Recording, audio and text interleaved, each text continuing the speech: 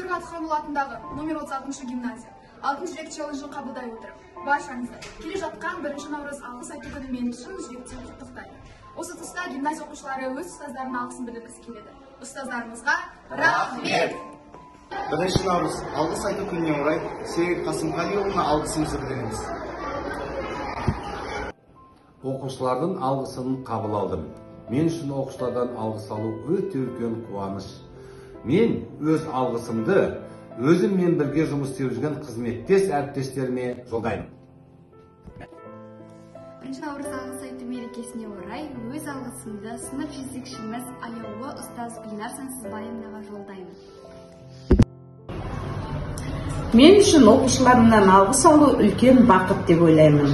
1 наурыз алғыс айту күні баршамызға құтты болсын. Еліміз аман, жұртымыз тыныш, бақытты өмір берсін.